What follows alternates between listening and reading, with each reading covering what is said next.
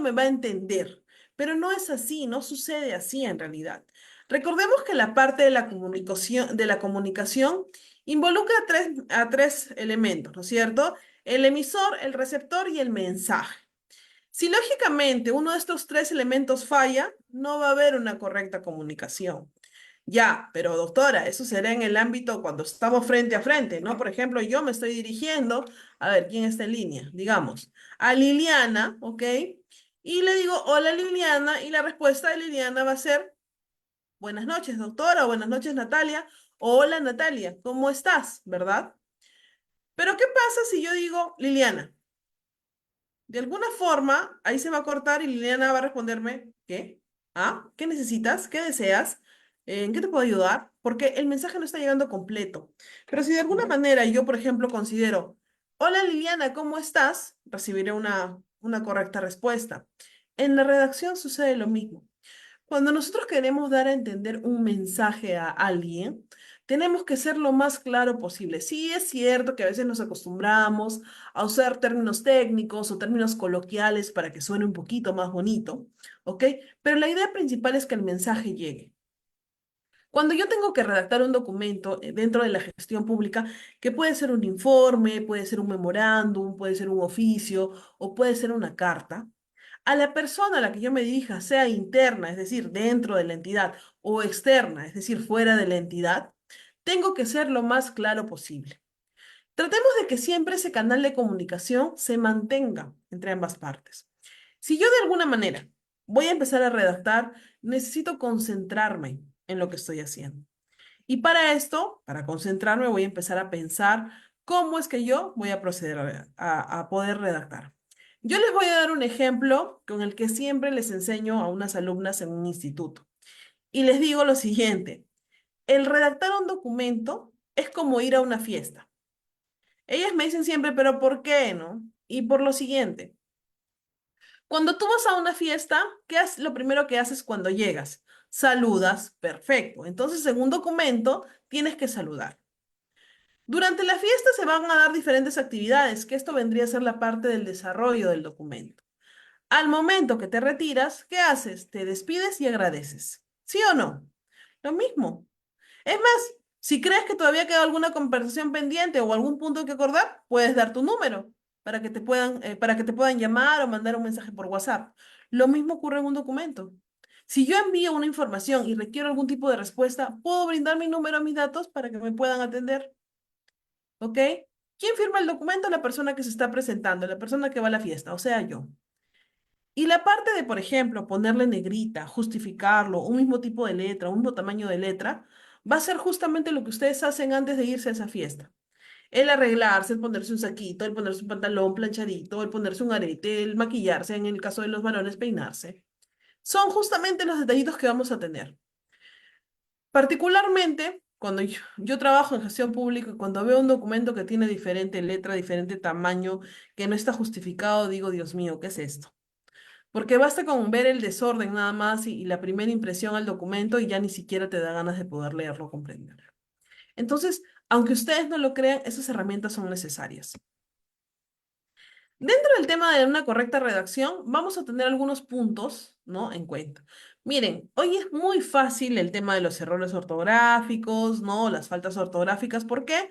Porque la computadora nos ayuda bastante. Sin embargo, también es algo electrónico y muchas veces se equivoca, ¿no? Pero de alguna manera, en la gran mayoría de veces nos salva de colocar una tilde, ¿no?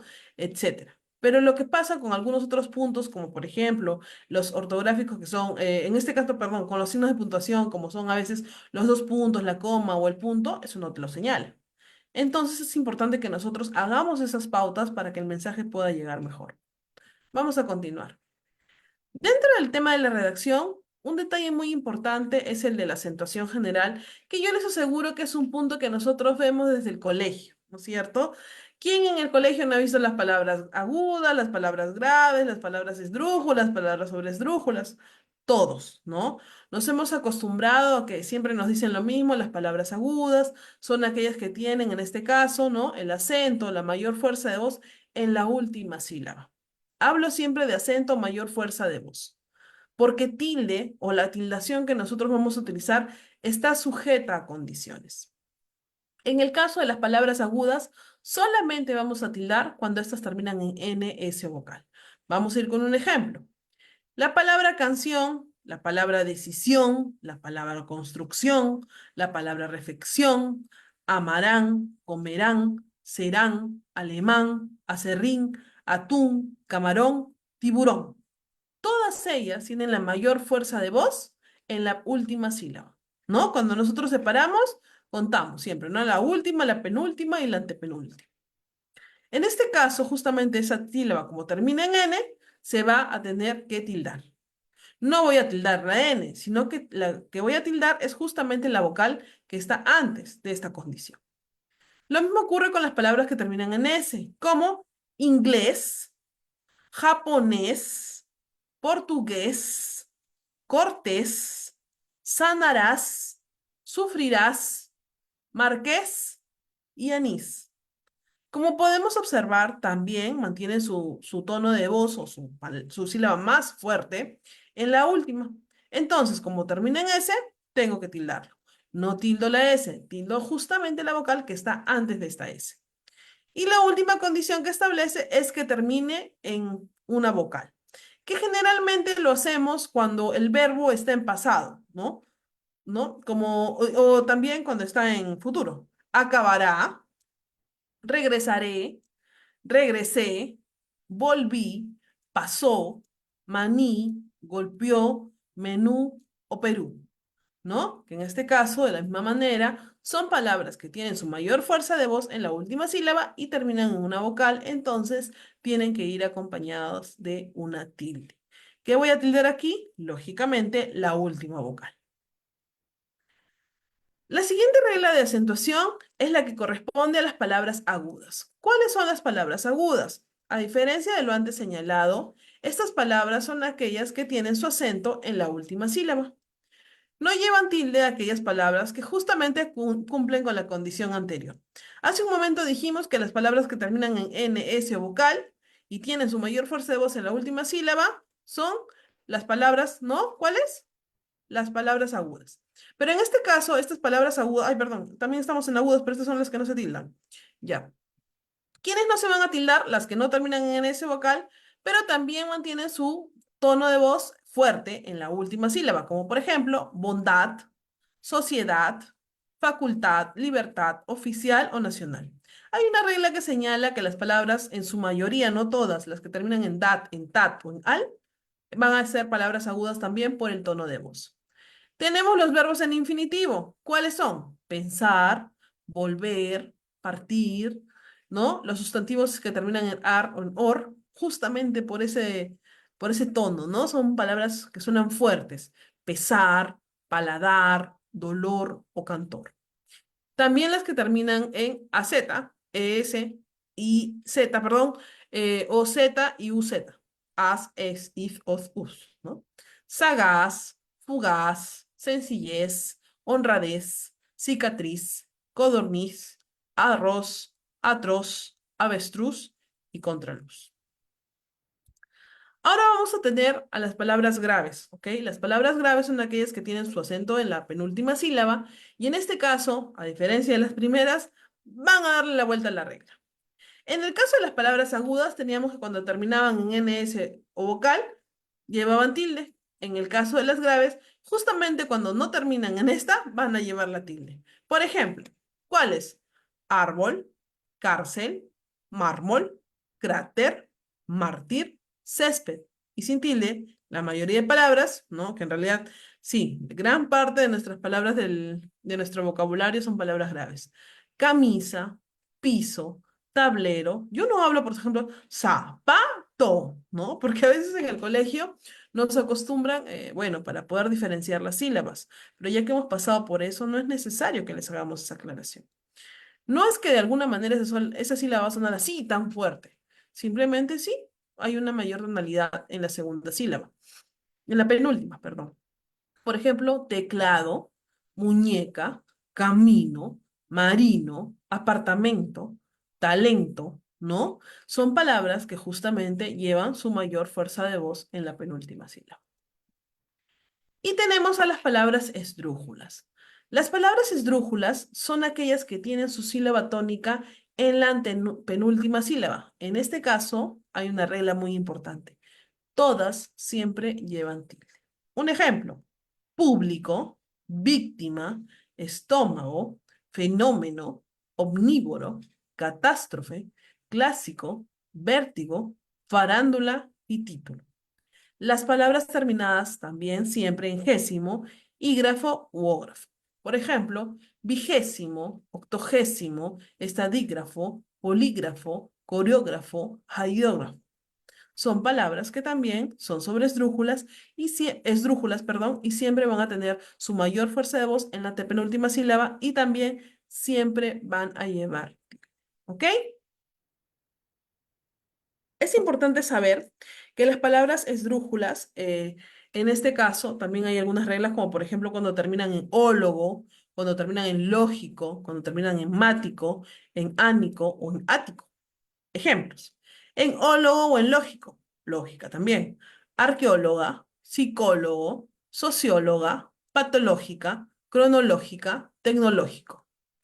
Enmático, ánico y ático. Automática, diplomático, mesiático, satánico, mecánica, simpática, fanático y ático.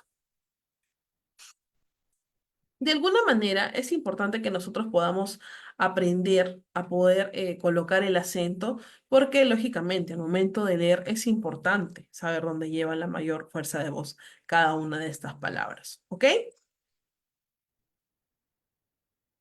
La tildación diacrítica. Vamos a observar que de alguna manera hace rato hemos hablado de las palabras graves, de las palabras agudas y de las palabras esdrújulas, que son aquellas que vamos a ponerles tilde de acuerdo al lugar donde llevan su mayor fuerza de voz.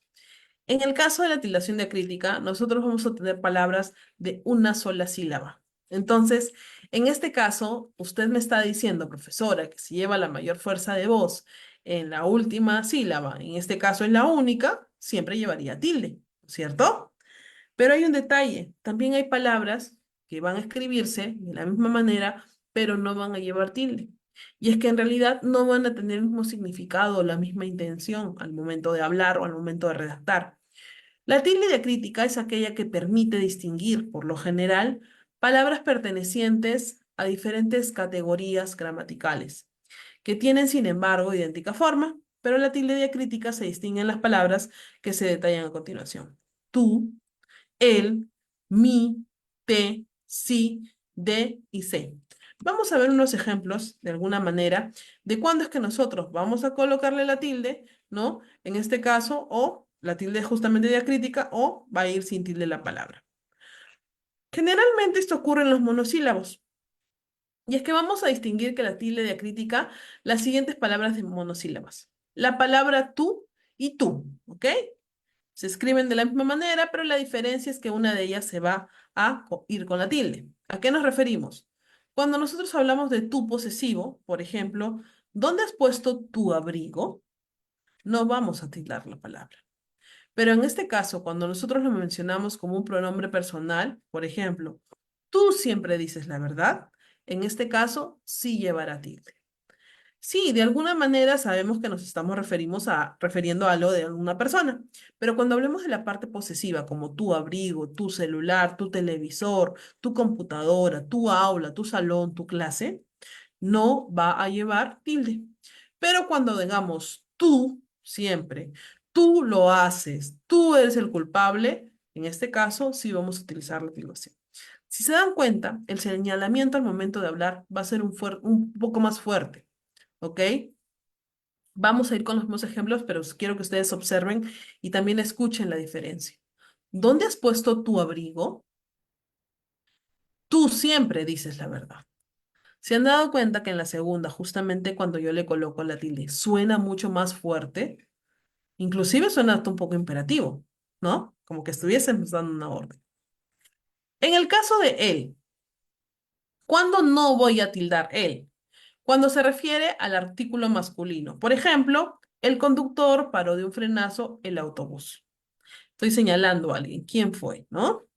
Pero cuando se utiliza el él como un pronombre personal, como por ejemplo, me dijo él, ¿no? Corrí hacia él me llamó.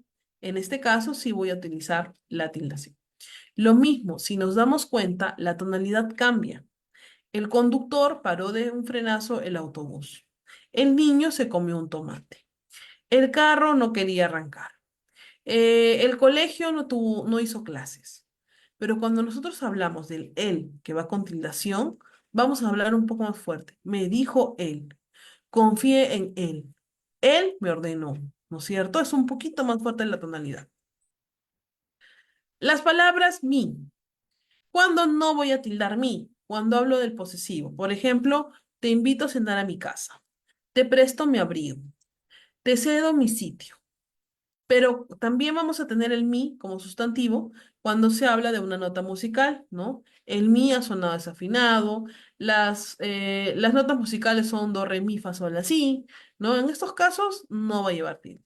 Pero el mi, cuando es utilizado como un pronombre, ¿no? Por ejemplo, tienes algo para mí, te estás refiriendo a mí, ¿no? Que usualmente lo usamos en preguntas, sí va a llevar esa tildación, ¿ok? La palabra te.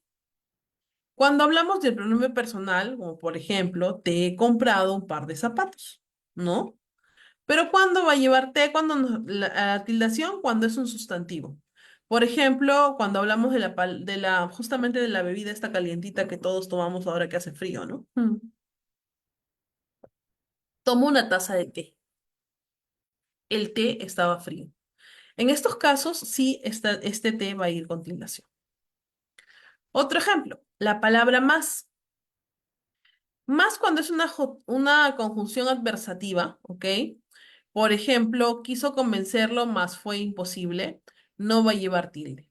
Pero cuando nosotros hablamos de más como un adverbio, por ejemplo, habla más alto, 2 más 2 son 4, en este caso sí va a llevar la tildación, ¿ok? Inclusive también cuando nosotros hagamos que esto suene como una orden, dame más. La palabra de, o bueno, la sílaba de. De, cuando habla de preposición, por ejemplo, un vestido de seda, la clase de redacción, no va a llevar tildación. ¿Cuándo va a llevar tildación? Cuando hablemos de la forma del verbo dar. Por ejemplo, espero que lo recaudado dé para hacer un buen regalo. De usted las gracias a su hermano, ¿no? De alguna forma también. Si se han dado cuenta, el punto importante es, cuando suene a orden, vamos a tildar. No en todos los casos, yo lo sé, ¿ok? Pero en su mayoría sí se cumple esta regla. Se, se, cuando hablamos de un pronombre personal, por ejemplo, se comió todo el pastel, no va a ir con tilde, pero cuando hablemos de se como una forma del verbo saber o del verbo ser, ¿no? Como por ejemplo, yo no sé nada, sé benevolente con ellos, por favor, sé más directa. En esos casos también va a tildarse. La palabra o. Cuando nosotros tenemos que considerar que la conjunción disyuntiva o no lleva normalmente tilde, solo cuando aparece escrita entre dos cifras la va a llevar, ¿ok? Para evitar que se confunda con el cero, por ejemplo, 3 o 4, ¿no? No podrá tomarse por el número 304. Si yo lo pusiera corrido, pues lamentablemente podría, ¿no? Prestarse a algún tipo de error. Sí. Sí, como conjunción, por ejemplo, si llueve no saldremos. También no sé si iré. ¿Cómo no voy a conocerlo si lo veo todos los días? Y también cuando es un sustantivo, con el significado de nota musical. Una composición en si bemol, ¿no? Por ejemplo, también cuando hablamos de do, re, mi, fa, sol, la, si, ¿no? Hace un momento decíamos que en estos casos no va a llevar tilde. Pero cuando es sí como un adverbio de afirmación, por ejemplo, esta vez sí la habían invitado, ¿no? Y como un pronombre personal, sí se va a tildar. Solo habló de sí mismo. Lo quiere para sí mismo, ¿ok? Cuando es algo positivo, no, pero cuando en este caso nosotros estamos afirmando algo, también vamos a tildar. Otro punto importante dentro del tema de la redacción es también el uso de las mayúsculas. ¿Y a qué nos referimos? Miren, en realidad, las letras mayúsculas suelen ser de un tamaño mayor, ya lo sabemos, en algunas ocasiones y de una forma ligeramente distinta a las palabras minúsculas.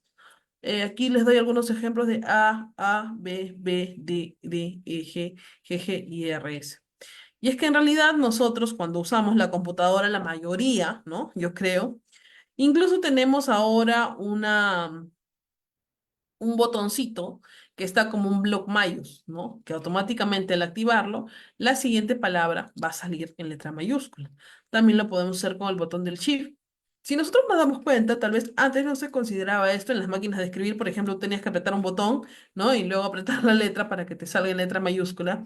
Ya eso con la tecnología ha ido avanzando y hoy en día nos permite que nosotros podamos, y es más, hasta el autocorrector funciona, ¿no? Después de un punto, automáticamente va a salir la letra mayúscula. Entonces, si bien es cierto, nosotros tenemos herramientas, yo lo sé y no les estoy diciendo que no lo utilicemos, ¿ah? Perfecto, sí las podemos utilizar, pero tampoco nos podemos confiar. La mayúscula inicial sirve para poder identificar los nombres propios, ¿ok? Lo que hace referencia a una persona, a una cosa, a un particular. Por ejemplo, Juan, Luisa, Toluca, Pikachu, cuando estamos hablando de un nombre propio. Nos hemos mal acostumbrado a usar muchas mayúsculas donde no van. Un ejemplo bastante común que yo siempre trato de corregir es, por ejemplo, cuando colocamos fechas, ¿no?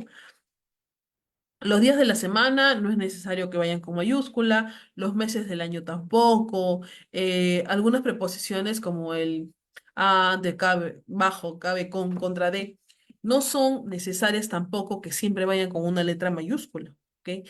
Si van escritas. El mayor ejemplo yo lo he visto cuando hablamos de proyectos de inversión. Se han dado cuenta que en los proyectos de inversión casi todo lo ponen en letra mayúscula. Yo no entiendo por qué, la verdad. O sea, no es que pongan todo el bloque en letra mayúscula, sino que, por ejemplo, ponen mejoramiento y le ponen el mejoramiento con M, bueno, y así porque va a empezar. De la losa deportiva de Cono Sur, ya, y ponen D, lo dejo con minúscula, la también, pero la losa la ponen con mayúscula. D otra vez con mayúscula, con mayúscula. O sea, ya ni siquiera respetan el tema de que no es un nombre propio, sino que todo va con mayúscula. Y es cierto, en nuestro teclado hay una opción también, bueno, en nuestro Word, cuando nosotros lo abrimos, hay una opción cuando ves el tema de mayúsculas que te arroja, ¿no? Poner en minúsculas todo, poner en mayúsculas todo, poner mayúsculas a la palabra inicial de cada texto, pero de alguna manera debemos de considerar que esto no está bien. Inclusive, perdón, hace mucho tiempo, porque ya no veo mucho eso, cuando escribían en los estados del WhatsApp, bueno, antes que eran del Messenger, del WhatsApp o estados de Facebook, la gente se había acostumbrado a escribir una con mayúscula, una con minúscula, una con mayúscula, una con minúscula cuando realmente eso no era necesario, ¿no? Eso es, por ejemplo, un mal ejemplo. Eso es un mal ejemplo de redacción. Hay que considerar que en el tema de mayúsculas existen reglas importantes, como cuáles. Cuando se inicia un escrito y después de un punto, ya después de los signos de interrogación o admiración, si con ello se terminó la frase, es necesario que se inicie con una letra mayúscula. Vamos con el ejemplo. No es increíble, salió ileso. ¿Ok? Entonces, el no, lógicamente, cuando nosotros, a ver, permítame, voy a cambiar de puntero. El no porque está iniciando, después de un signo de admiración en este caso, ¿no? Lo demás va con minúscula y bueno, si ya se cerró este signo, automáticamente la palabra que sigue va a ir con letra mayúscula. Es como que pusiéramos un punto, porque estamos cerrando esa expresión, ¿ok? Todos los nombres propios también van con mayúscula. Juan, Méndez, Monterrey, La Central, Natalia, en el caso de ustedes, por ejemplo, Liliana, ¿quién más está en línea? A ver, Alexandra, Carolina, por ejemplo, Alexandra Castillo G, ¿no? Está bien, porque en realidad Alexandra es un nombre propio, tiene que ir con mayúscula y su apellido también, ¿ok? Carolina, Cintia, ¿ok? Liliana. En esos casos, la primera letra sí está bien, pues que vaya, ¿no? Con letra mayúscula, pero lo demás no es necesario. También para el nombre de los países, de los lugares, incluso nombres propios como por ejemplo el nombre de un restaurante, el nombre de una revista, el nombre de algún local, ¿no? Esos puntos sí son importantes que vaya la primera con letra mayúscula. Es aceptable escribir solo con mayúscula la letra inicial de las obras artísticas. Por ejemplo, Las aventuras del ingenioso Hidalgo, Don Quijote de la Mancha, ¿no? En esta parte nosotros vamos a ver que la primera letra mayúscula, porque estamos iniciando, aventuras del ingenioso Hidalgo, aquí no es un nombre, entonces estamos hablando de una característica, ¿no? Don Quijote de la Mancha. ¿Por qué vamos a hablar Quijote? Porque en este caso no, es un nombre propio y de la Mancha porque, bueno, es un lugar. Los sobrenombres o apodos también, por ejemplo, Tintán, el sorprendente hombre araña, ¿ok? En esos casos también vamos a considerar usar la primera letra mayúscula. Otra regla importante, cuando se cita después de dos puntos. Por ejemplo, Jesús dijo, la verdad os hará libres. En este caso, también la frase o la expresión la vamos a iniciar con letra mayúscula y lo demás se mantiene en letra minúscula. Ah, pero ¿por qué usted puso Jesús? Porque es un nombre propio, ya lo hemos mencionado. Va con mayúscula las abreviaturas y las siglas, por ejemplo, licenciado, lic de licenciado, DR de doctor, ¿no? Profesor, maestro. Ok, en estos casos son algunas iniciales de instituciones. La primera también va a ir con mayúscula y luego la minúscula. Y es más, no es un truco, pero en realidad pues es una regla ortográfica. Cuando nosotros usemos abreviaciones, las cortamos con el punto, ¿no? Ya no va a ir el nombre completo y las cortamos con el punto. Y también al escribir los números romanos, siempre.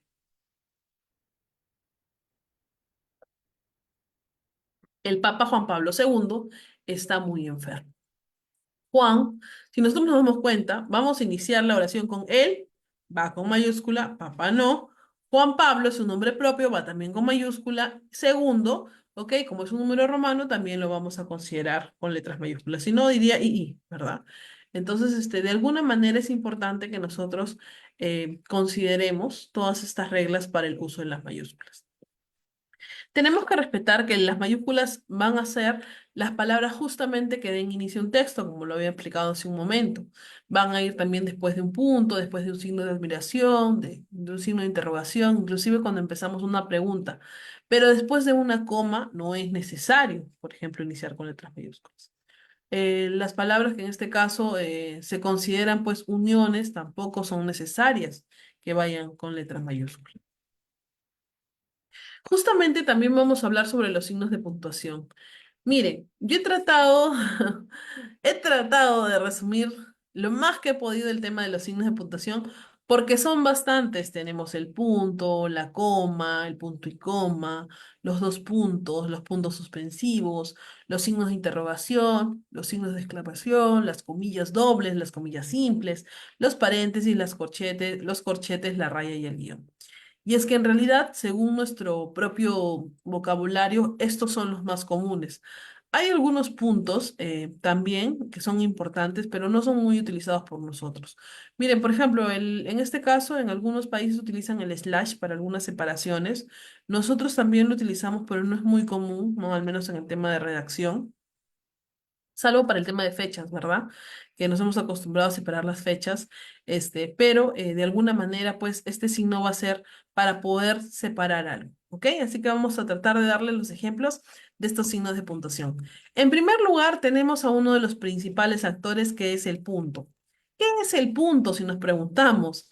El punto es uno de los signos de puntuación más usados al momento de escribir. Está presente en oraciones, en párrafos y en textos enteros, ya que cuenta con muchísimos usos que le permiten transmitir mensajes e ideas de forma clara y correcta. Es un signo ortográfico que señala el fin o el término de una oración o enunciados. Es un signo que permite finalizar una idea y dar paso a otra, ya sea en el mismo párrafo o en un párrafo distinto. Por otra parte, a nivel de lectura oral, el punto representa la mayor pausa posible, más que cualquier otro signo de su tipo. Si nosotros podemos observar, en este texto hay puntos. Hay un punto seguido, hay un punto aparte y en este caso también el punto final, porque con eso terminamos, ¿no? El enunciado de esta diapositiva. De alguna manera, cuando yo lo voy a ver el punto, cuando leo, voy a hacer una pequeña pausa. Y es que esa es la idea, que nosotros cortemos, ¿no? Hasta ahí y luego vamos a poder continuar. Esta redacción nos va a permitir leer de manera correcta y entender el mensaje que queremos enviar. ¿Cuándo vamos a usar este punto? El punto se usa eh, cuando estamos ante cualquier enunciado que no sea interrogativo ni exclamativo, en primer lugar. Recibe diferentes nombres, ¿ok? En los usos lingüísticos, según se marque un enunciado, un párrafo o un texto. ¿A qué nos referimos?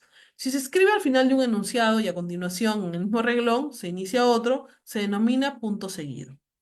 Si se escribe al final de un párrafo y el enunciado siguiente indica un párrafo nuevo, se denomina un punto aparte. Y si se escribe al final de un escrito, de una división importante del texto, se denomina punto final. Ahí se acabó, ¿verdad? Se escribe punto detrás de las abreviaturas con muy pocas excepciones. Por ejemplo, señora, excelentísimo, usted, ¿no? Que son abreviaciones que usamos comúnmente y le vamos a poner justamente el puntito para ya no escribir la palabra completa. Por algo estamos hablando de abreviaciones. Actualmente las siglas no llevan puntos entre las letras que las componen, salvo que formen parte de un enunciado escrito, todo él en mayúsculas. Yo les cuento aquí un dato importante, ¿ok? Un sabías que, que no lo he puesto, pero bueno, se los indico. Antes, hasta el año 2020, si no me equivoco, cuando nosotros utilizábamos alguna sigla para poder determinar dinero, se escribía la letra S en mayúsculas, seguida de un slash y un punto. Hoy en día ya no es necesario el punto. Salió incluso una ley que lo dejaba sin efecto y cuando tú hablas de dinero solamente pones la letra S y el slash. Eso significa soles, ¿ok? O sol en nuestro país. El punto seguido, como lo hemos mencionado, en este caso es el que separa enunciados que continúan juntos en la misma línea o en el mismo reglón. Si el punto seguido coincide con el final de una línea, se comienza a escribir en la siguiente con el mismo margen, sin ningún tipo de, en este caso, sangriado, ¿no? Inicial, ¿no? Que es parte de la sangría. Ejemplo, salieron a dar un paseo, punto, la mañana era espléndida. El punto y aparte. El punto y aparte es el que separa un párrafo de otro. La primera línea de cada párrafo debe tener un margen mayor que el resto de las líneas que lo componen, es decir, ha de quedar sangriado o sangrada. Estuvo rondando la casa varias horas, silbando claves privadas, hasta que la proximidad del alba lo obligó a regresar. Úrsula había cumplido apenas su reposo de 40 días cuando volvieron los gitanos. ¿Ok? De alguna manera nos hemos dado cuenta que son textos aparte, entonces los separamos con este signo. Y el punto final. Este tipo de punto básicamente es el que divide las secciones de un libro o el que concluye por completo el mismo. La niña corrió los brazos de su padre y al fin pudieron ser felices juntos. Se acabó el cuento. ¿Ok? Un punto final. El punto va a tener también algunos usos lingüísticos. Por ejemplo, para separar las horas de los minutos, cuando se expresa numéricamente la hora, ¿no? Por ejemplo, 8:30, 12:00 horas, ¿no? Para separar en la expresión numérica de las fechas, las indicaciones, en este caso, del día, del mes y del año, por ejemplo, 21/6 del 2000, también algunos utilizan 21.06/2000, 21 de junio del año 2000, ¿no? Para separar las fechas. Colocado a media altura entre dos cantidades o expresiones matemáticas indica multiplicación. Si por ejemplo yo veo 5.4 significa 20, ¿ok? Igual en el Excel también es una fórmula, ¿no es cierto? En los números escritos con cifras se establece el uso de la coma para separar la parte entera de la parte decimal, pero también se puede aceptar el uso del punto. Pi es 3.1416, ¿no es cierto? El uso del punto como separador de la parte entera y la decimal que ha generalizado para poder señalar la ubicación de los emisores de radio, por ejemplo. La FM 105.1, ¿no? Siempre dicen, ¿no? Radio Felicidad 107.9, ¿no? Entonces ahí vamos a utilizar también este signo tan importante. Es importante recordar lo siguiente. Número uno. En una oración entre el paréntesis, el punto se coloca antes del paréntesis del cierre. ¿Ya? Por ejemplo, en la reunión del consejo directivo se aprobó trabajar los días feriados solo 4 horas y entre paréntesis coloco, el horario será de 12 a 4. Cierro el paréntesis y coloco el punto. ¿Ok? Segundo recordatorio importante.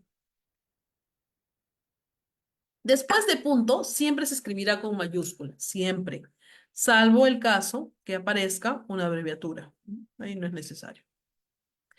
En siglas y en acrónimos también vamos a usar el punto para poder separarlos, ¿ok? 4. Nunca se escribe punto tras los títulos o subtítulos de libros, de artículos, de capítulos, de obras, etcétera, cuando aparecen aislados y son el único texto del renglón. Tampoco llevan al punto final los nombres de autor en cubiertas de portadas, prólogos, firma de cartas y otros documentos de cualquier ocasión. Em, a ver, ¿dónde estábamos? De cualquier ocasión que aparezcan solos en un renglón. No debe escribirse punto tras los signos de cierre de interrogación o de exclamación. Suficiente con estos cuando se cierran, ¿ok? Con ellos terminan su enunciado. Por ejemplo, ¿quieres darte prisa? Vamos a llegar tarde por tu culpa, ¿ok? Aquí son dos textos que van juntos, si nos damos cuenta, no están separados por un punto porque no corresponden. La primera parte sería una pregunta, ¿quieres darte prisa? Y la segunda es, vamos a llegar tarde por tu culpa, ¿ok? Solo debe escribirse punto si tras los signos de interrogación o de exclamación hay un paréntesis o unas comillas de cierre. Se puso a gritar como un loco, entre paréntesis, vaya genio que tiene el amigo. Si el punto de una abreviatura coincide con el punto de cierre del enunciado, solo debe escribirse un punto, nunca dos, ¿ok? A la boda fueron todos sus parientes, tíos, primos, sobrinos, etcétera, punto. Fueron en total 120 invitados. 8. Nunca se escribe otro punto tras los puntos suspensivos, que sabemos que son solo tres. Cuando estos cierran un enunciado, por ejemplo, le gusta todo tipo de cine, negro, histórico, de aventuras. Es un cinéfilo empedernido, ¿ok? De ninguna manera, si yo ya utilicé los tres puntos suspensivos, no voy a aumentarle un punto más. Es decir, no puede haber cuatro puntos, por favor. Vamos con un ejemplo, ¿ok? Miren este texto.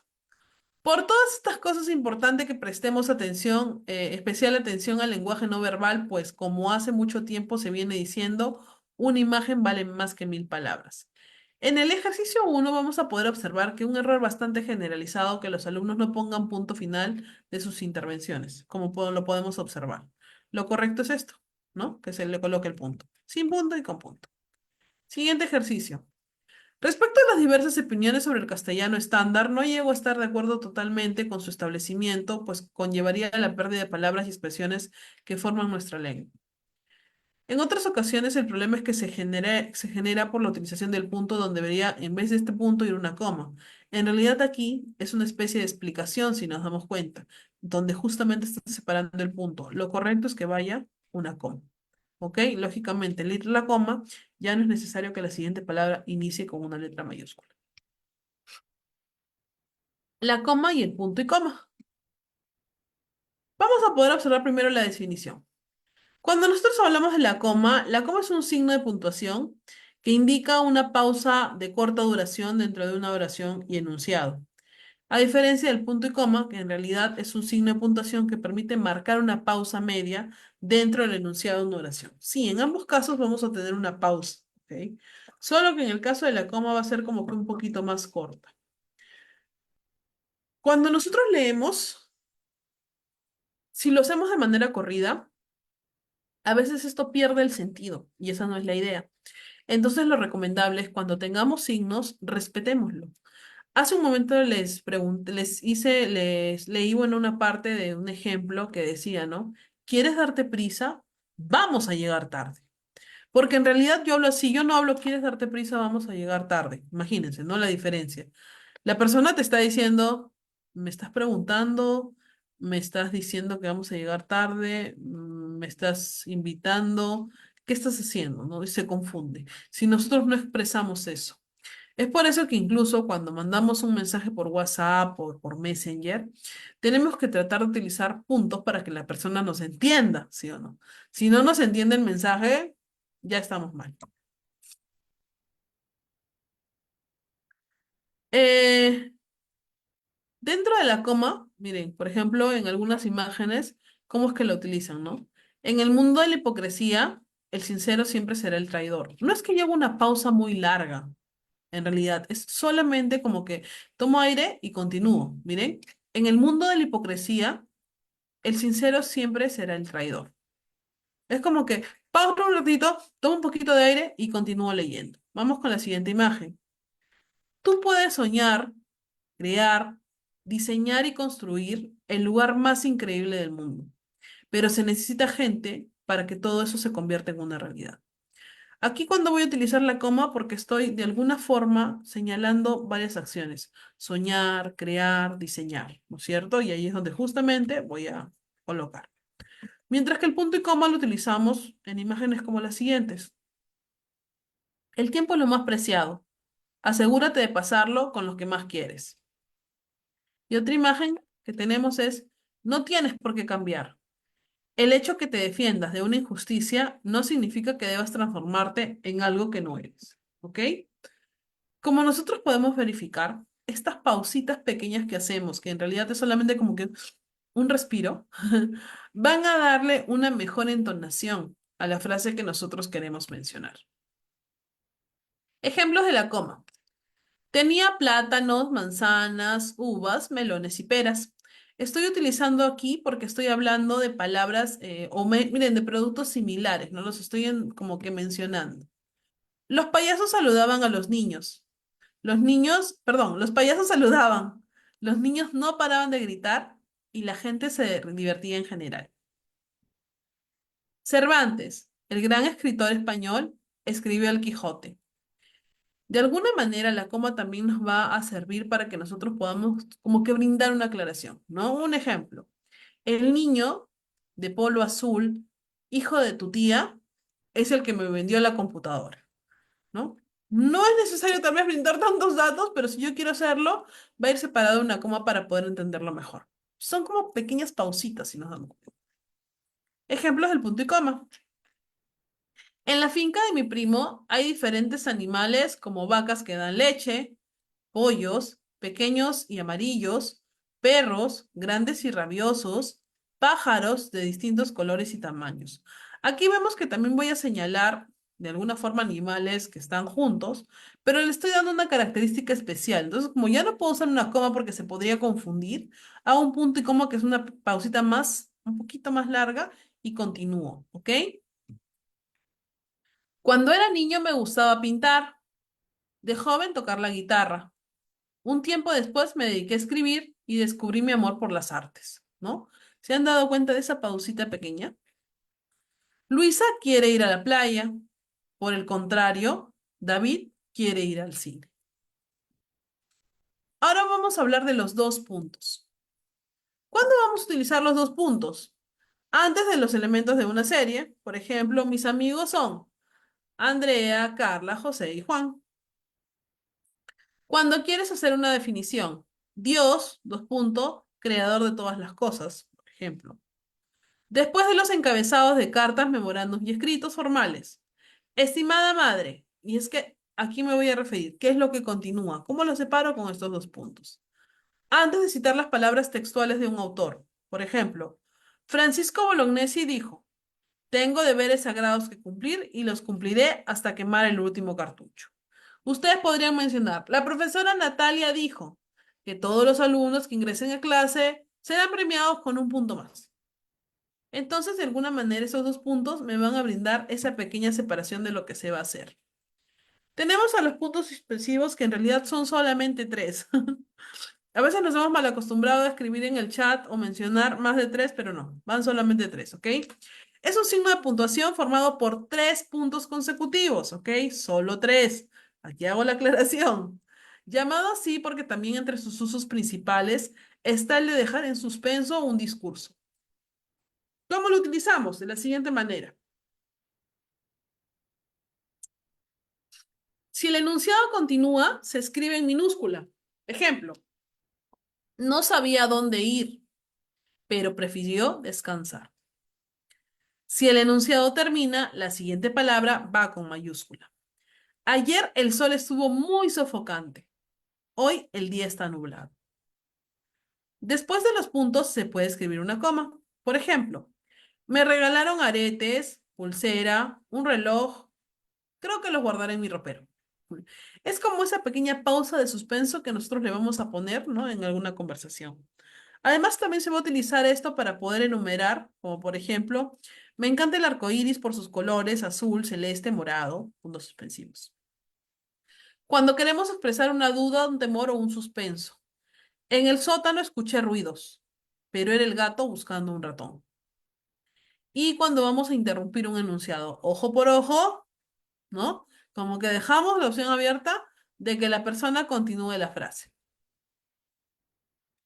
También tenemos a los signos de interrogación. ¿Qué son los signos de interrogación? Son signos ortográficos dobles que se utilizan para poder indicar que un enunciado se transforma en una pregunta. Y es que le vamos a tener que dar esa tonalidad de pregunta. Ya, sí, yo sé que cuando leemos un documento personalmente, o sea, de manera individual, no vamos a, ¿cómo estás? No, ¿no? ¿Verdad? Pero cuando leemos, sí, es importante. Se escriben al principio y al final de las oraciones interrogativas directas. ¿Cuál es tu nombre? Ocurre algo curioso. Cuando nosotros a veces escribimos mensajes por WhatsApp o por Facebook o cualquier red social, solamente colocamos el signo final, no colocamos el signo de inicio, ¿verdad? Por ejemplo, si yo pongo ¿cómo estás? Escribo el ¿cómo estás? Y cierro el signo de interrogación, ¿no? Y es que miren, en mi caso hay algo particular. En mi celular, el tipo de teclado que utilizo, por más que busco, no está el signo de apertura de interrogación, no sé por qué motivo, ni tampoco el de exclamación. Pero bueno, ¿no? Pero cuando estamos en una computadora sí tenemos esta opción, entonces debemos de usarla. También cuando de alguna manera nosotros vamos a presentar formas de interrogación, como la forma directa, donde se puede notar la presencia de los interrogativos al inicio y al final de un enunciado. ¿Qué pasa? La forma indirecta, donde los interrogativos desaparecen, no entiendo qué es lo que pasa, ¿no? Cuando nosotros ya no estamos haciendo el tono de pregunta, automáticamente ya no irían tampoco los signos de interrogación. En muchas ocasiones, los signos de interrogación pueden estar seguidos de algún pronombre o adverbio interrogativo, como el qué, cómo, cuándo, dónde, quién, con quién, por dónde, por qué. ¿Ok? Se deben utilizar los dos signos, el de apertura y el de cierre.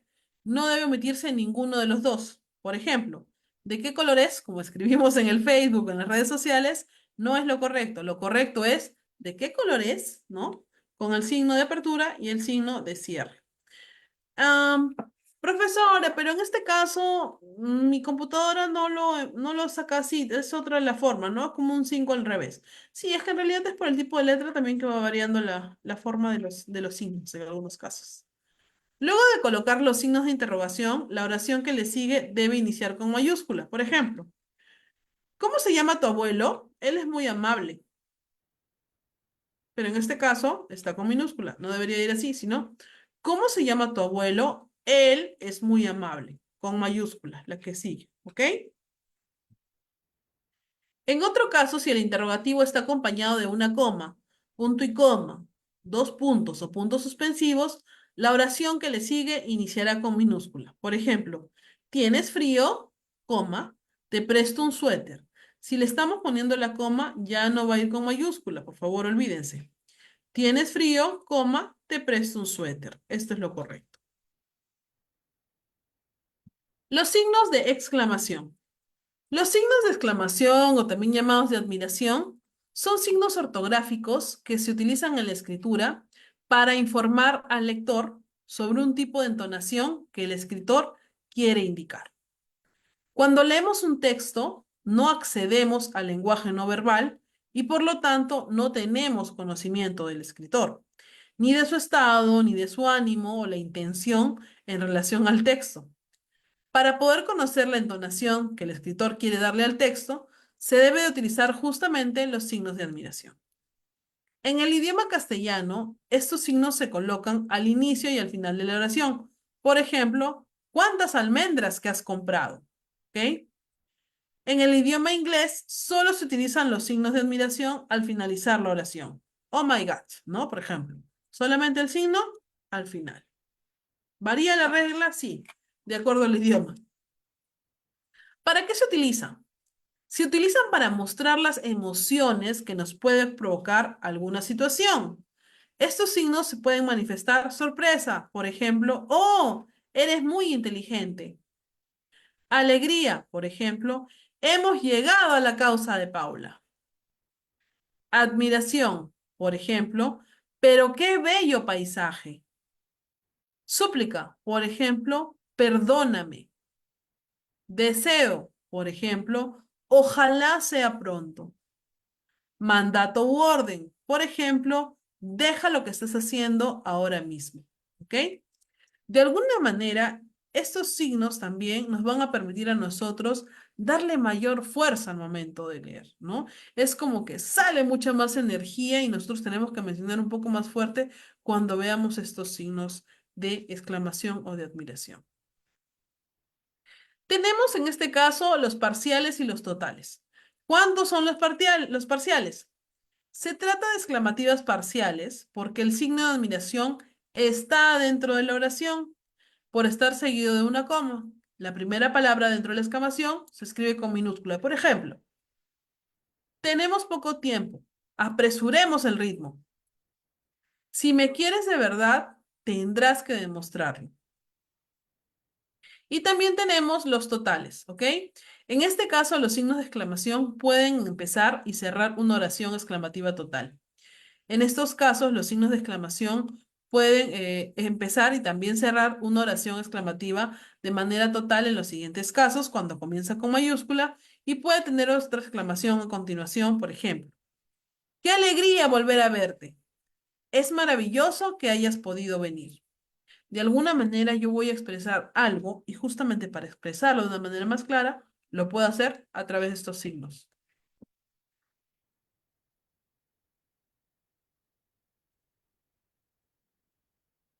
Existen diferentes usos concretos para los signos de admiración, ¿ya? Que les voy a dar un ejemplo. En expresiones como ay, uy, a, o. En apelaciones como oiga, señor. Hey, señorita. Hey, tú. En invocaciones cuando decimos, por ejemplo, pero por Dios. Ojalá sea cierto. Así será. Dios no lo permita. Están bastante católicas mis frases hoy, ¿no? En onomatopeyas, wow, miau, kikiriki, ¿no? Como es el gallo. En representaciones, que sabemos que a veces no existen estas palabras, pero como para darle el sonidito pa, pum, ouch, ¿no? Que son soniditos que se han hecho comunes y que los podríamos también escribir. Bueno, sí, en un documento de gestión pública definitivamente no van a ir, ¿ok? Solamente son ejemplos. En oraciones con negación, no lo puedo creer. De ningún modo lo permitiré. No estaré a la hora que me pidas. Llegaré antes. Ni blanco ni negro, gris. En oraciones con puntos suspensivos, te daré un abrazo. Todo el día estás jugando, ¿no? O todo el día me has hecho caso. Imagínense, es algo que nosotros queremos expresar y le vamos a dar pues justamente esa fuerza. Es importante saber que en el caso de los signos de exclamación y de admiración, cuando el sentido de una oración es interrogativo y exclamativo a la vez, pueden combinarse ambos signos, ¿ok? Abriendo con el de exclamación y cerrando con el de interrogación o viceversa. Si es que yo lo inicio con admiración, lo cierro con admiración. Si yo lo inicio con el de pregunta, el de interrogación, lo cierro también con ese mismo símbolo. Por ejemplo, ¿cómo puede ser verdad? Quiero darle una mayor tonalidad. ¿Has escuchado ese ruido? En obras literarias, así como en textos publicitarios o de carácter informal, es aceptado escribir hasta tres signos de exclamación para darle un mayor énfasis de expresión. Por ejemplo, me dieron el puesto. Felicitaciones. Camila ya tuvo a su hijo y ha salido un varón. Ampay, ¿no? En estos casos está permitido que se puedan usar hasta tres signos juntos. Es justamente como que es una mayor fuerza. La persona está gritando cuando lo dice. Las comillas. Las comillas son un signo ortográfico. En realidad está caracterizado por dos símbolos que se encargan de encerrar una palabra, una frase o una oración. Las comillas se representan de diversas formas, por lo cual su significado puede variar dependiendo del tipo de comillas que en este caso nosotros vamos a desear usar. ¿Para qué no se usan las comillas, ok?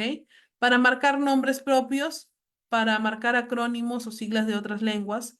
No son, por lo tanto, adecuadas ni frases como mi hija estudia en el colegio público Jorge Juan o sale al mercado un nuevo DVD en los que sobran las comillas. En estos casos no es importante para enmarcar los títulos de las colecciones editoriales de los libros o de sus partes, el Corán, el Génesis, etcétera. Hay un tema interesante en la gestión pública de cuándo vamos a utilizar comillas, y es, por ejemplo, cuando nosotros toquemos un tema especial o también, por ejemplo, para el tema de los proyectos de inversión. Los proyectos de inversión, su nombre siempre va a ir entre comillas, ¿ok? Y es más, debería de copiarse tal cual el nombre en realidad es, porque a veces acortamos o de alguna manera retiramos palabras, pero no, un nombre de un proyecto de inversión debe ir tal cual, en realidad no podríamos modificarlo. Le estaríamos cambiando su naturaleza y no es lo correcto. Otro signo que tenemos es el paréntesis, ¿ok? ¿Qué es el paréntesis? Los paréntesis en singular paréntesis son signos de puntuación que se usan por pares, por ello se denominan dobles, ¿no? Ya que existe uno de apertura y otro de cierre. Y encierran información como pueden ser palabras o números, básicamente. Por ejemplo, las reglas importantes del paréntesis. ¿Cómo se usa? Siempre se debe de abrir y cerrar un paréntesis, ¿ok? El signo siempre debe ir pegado a la palabra cuando se abre y se cierra. Se puede cambiar con otros signos ortográficos. En dados casos de paréntesis de cierre y venga el signo de puntuación, irá pegado al paréntesis, ¿ok? Y se usa también para aclarar información, para dar precisión, para poder introducir opciones, para citar, para indicar acotaciones del autor y para introducir un elementos en un listado. Vamos con algunos ejemplos, ¿ok? En realidad estos son solamente dibujos de los diferentes tipos de paréntesis. Los paréntesis de fechas. Por ejemplo, la película El Padrino, aquí voy a utilizar comillas, ¿no? Entre paréntesis, 1972, que es el año que la película salió, es una de las más importantes de la historia del cine. Cuando hablamos de un paréntesis teatral, María, y entre paréntesis le colocan mirando al infinito, o sea que María tiene que mirar hacia el infinito, ¿no? No quiero verte nunca más. ¿Qué quiere decir esto? ¿Qué es lo que va a tener que estar haciendo María mientras que menciona esa parte, ese guión, ¿no? María mirando al infinito, o sea, María mirando para allá, tiene que decir, no quiero verte nunca más. El paréntesis de aclaración. Mi padre, entre paréntesis, un gran abogado, es la referencia fundamental que tuve a lo largo de mi vida. Una aclaración, ¿no? El paréntesis de siglas. La FIFA, entre paréntesis, Federación Internacional de Fútbol, atraviesa uno de los momentos más complicados de su historia. Un paréntesis matemático, cuando separamos una operación matemática, 5 más 6, entre paréntesis, por 2, ¿no? Y el paréntesis de numeración. Los países limítrofes de la Argentina son A, Uruguay, B, Brasil, C, Paraguay y D, Bolivia. En estos casos, pero doctora, usted me acaba de decir de que siempre va a ir el paréntesis abierto y cerrado. Claro que sí, pero en los casos de numeración, no. En estos casos no se va a respetar esta regla y es más, solamente va a haber el de cierre, ya no va a haber un paréntesis de apertura. Los corchetes. Los corchetes son un signo ortográfico doble que se utiliza por lo general de forma parecida a los paréntesis que incorporan información complementaria o aclaratoria. Por ejemplo, la autora de Frankenstein, entre corchetes, Mary Shelley, murió en Londres en 1851. ¿Ok? También son los corchetes o las llaves, ¿no? Hay dos tipos de corchetes, el rectangular o simplemente corchete y el corchete tortuga, que es un poquito más oblicuo, ¿ya? El rectangular, si nos damos cuenta, es como que un cuadradito cerrado y el otro como que tiene las patitas de arriba un poco más oblicuas, abiertas. El rectangular entre paréntesis. Cuando en un enunciado, entre paréntesis, sea preciso introducir alguna precisión o una nota dentro de este o las fechas. Por ejemplo, la Gioconda, ¿no? La Gioconda, entre paréntesis, pintada por Leonardo da Vinci y entre corchetes voy a colocar el año que vivió. Entre 1452 y 1519, cierro corchetes y cierro paréntesis, es una obra pictórica. ¿Por qué estoy utilizando aquí? Porque si nos damos cuenta ya existía un paréntesis. Entonces tiene sentido si vuelvo a usar el paréntesis. Aquí puedo hacer la separación justamente con los corchetes. Con tres puntos entre sí para indicar en la reproducción de parte de un texto alguna omisión original. Ejemplo, ciertas medidas desafortunadas del gobierno, entre paréntesis y tres puntos suspensivos, cerramos, perdón, corchetes, provocaron la cólera de los peruanos. En este caso es similar al siguiente para transcripción de textos, para marcar modificaciones en el texto original al modo de aclaraciones, adicionales o enmiendas o el desarrollo de abreviaturas, por ejemplo. Existen otras vías en la época actual. La hormiga levanta 8 meses su peso. En realidad, cuando nosotros copiamos un texto completamente similar o igual, también podríamos utilizar esta parte de los corchetes para poner corchetes, puntos suspensivos, cierras corchetes y empiezas a copiar el texto tal cual. ¿Esto qué quiere decir? Que de alguna manera yo no voy a alcanzar a copiar todo el documento, solamente la parte que me interesa y simplemente luego lo cierro, lo abro con una comilla y lo cierro, ¿ya? Que es como que estoy señalando cuál es la parte que he copiado del documento. En poesía se coloca el corchete de apertura delante de las últimas palabras de un verso, cuando se ha transcrito una sola línea y se termina, alineado a la derecha en el renglón siguiente. En la fonética también utilizan mucho el tema de los corchetes. En obras de carácter lingüístico, para poder encerrar la transcripción fonética para la fonología, se emplea una barrita dentro del corchete para poder, en este caso, señalar, ¿no? La diferencia. Bueno es bueno, ¿no? Bueno. Pero no es bueno. Suena así, ¿no? Bueno. Ejemplo, bueno, bueno. ¿Ok? En las matemáticas, donde la progresión de profundidad para estas operaciones se invierte en la sintáctica, quedando en lo sucesivo de la siguiente forma. Siempre vamos a abrir con las llaves, corchetes, paréntesis y dentro todas las operaciones. Por ejemplo, para poder separar cada operación, yo he utilizado el paréntesis. Pero también, luego, acá hay dos operaciones juntas, lo haré con el corchetes y finalmente toda la operación irá entre llaves. Además, el uso de los corchetes en esta materia puede definir intervalos cerrados. Por ejemplo, hablo corchetes 0,1 y cierro corchetes. Es el conjunto de números reales tales que, y ese significado, ¿no? 0, igual, ¿no? O menor a 1. Y en informática también vamos a utilizar los corchetes para poder denotar listas o secuencias. Por ejemplo, 4, 1, 9 entre corchetes es la secuencia de los números 4, 1 y 9.